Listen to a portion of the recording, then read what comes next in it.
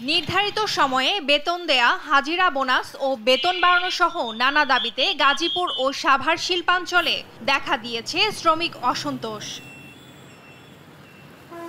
কর্মবিরতি ঘোষণা করে কারখানার ভেতরে বিক্ষোভ করেন তারা।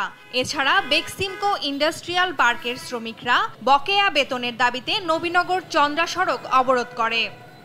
বাজারের যে জিনিসপাতির দাম বেশি, সেই হিসেবে হয়তো যদি একটু বাড়াই দিলে আমাদের সুবিধা হয়, কারণ গরিব মানুষ আমাদের খেটে এটার উপর নির্ভরশীল।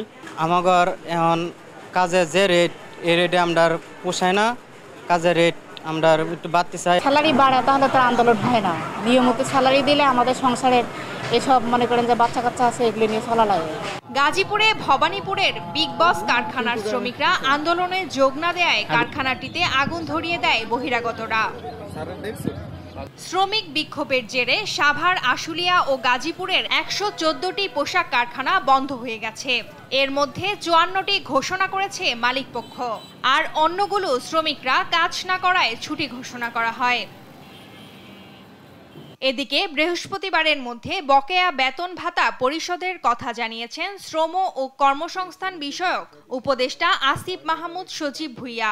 বুধবার সচিবালয়ে এক বৈঠক শেষে তিনি আরও বলেন, অনুপ্রবেশকারীরা শ্রমিকদের উস্কে দিয়ে অসন্তোষ ছড়াচ্ছে। শ্রমিকদের যেই বকেয়া বেতন ভাতা আছে সেটাও অবিলম্বে পরিশোধ করতে হবে এবং সেটা পরিশোধের লক্ষ্যে আমরাও আগামী শনিবার বিজেএমই এর সাথে বসবো।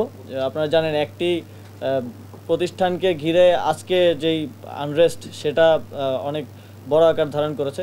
সেই প্রতিষ্ঠানকে দ্রুত ঋণ দেওয়ার মাধ্যমে যেন শ্রমিকদের বেতনটা দেওয়া হয়, সেটা আজ রাত অথবা কালকের মধ্যেই শ্রমিকদের কাছে পৌঁছে যাবে বলে আমরা আশা রাখছি। এদিকে অপ্রীতিকর ঘটনা এড়াতে কারখানাগুলোর সামনে মোতায়েন করা হয়েছে অতিরিক্ত পুলিশ, জোরদার করা হয়েছে যৌথ বাহিনীর টহল। টুম্পা আফরোজ, নিউজ ডেস্ক, দেশ টিভি।